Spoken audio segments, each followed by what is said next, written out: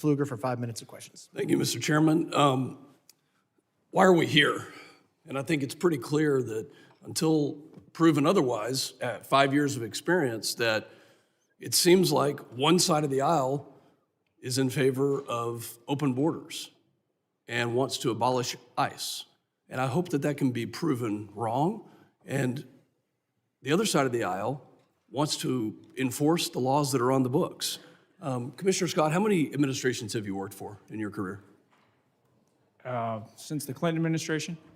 So multiple Republicans, multiple Democrats. Correct. Is it a crime to enter this country illegally and to skip a notice to appear, to skip a court-ordered appearance, and to not comply with the laws that are on the books? Yes, sir.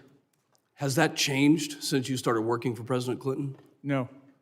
So I can't imagine establishing the fact that it is a crime to skip a notice to appear. We had 10 to 12 million people who entered this country illegally in the Biden administration. As a conservative estimate, there are sanctuary cities all throughout the United States who have said, we will not comply with federal laws. That's why we're here today.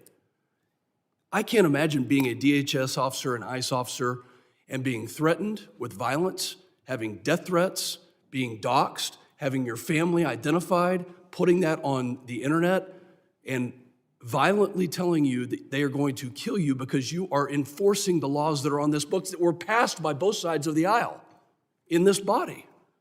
Director Lyons, how many of your agents are being doxxed, threatened, or harassed?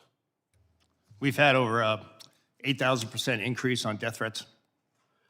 You know, I'm in the middle of working a bipartisan domestic terrorism working group with another member on this committee.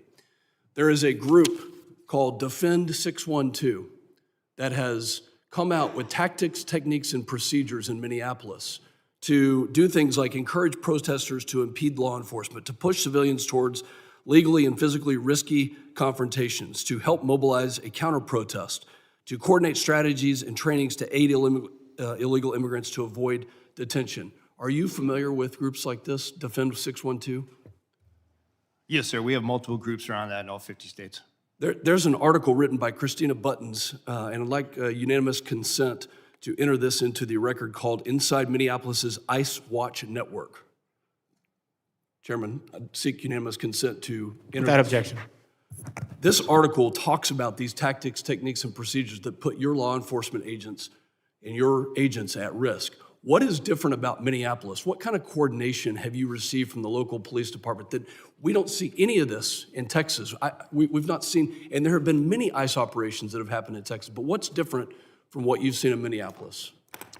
Unfortunately, sir, in the beginning of the Minneapolis operation, we didn't see any cooperation at the state or the local level, whether it be from the Minneapolis Police Department or the Minnesota State Police, which led to ICE officers and agents, as well as our other federal partners, pretty much having to defend themselves from whatever impediment, riots, or protests. Were they told by local elected officials not to cooperate? Yes, sir.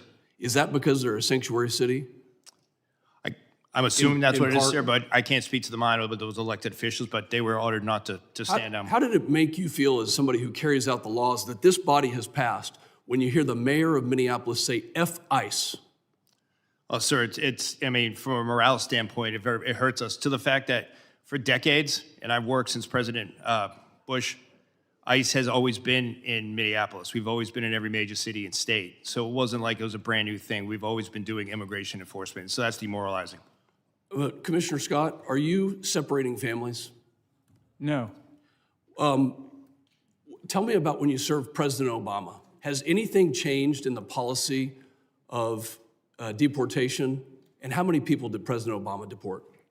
I don't have that number in front of me. Policies and how things are enforced do change. The laws have not changed. I believe what you're referring to is literally when someone is arrested, whether it's on immigration or whether it's a normal criminal offense, and they have children, we don't necessarily prosecute the children. But when someone's deported, if they want to take their children with them, they have that right. We do not separate them. I hope that the other side of the aisle will read this article on Defend 612 and look at the tactics, techniques, and procedures. And if this is domestic terrorism, where we have a group that's on signal that is calling out agents and doing things to interrupt, intercede, and prevent law enforcement from carrying out the laws that this body passed, that you'll have the courage to call it domestic terrorism if it is that way. And I yield back. Gentleman yields back. And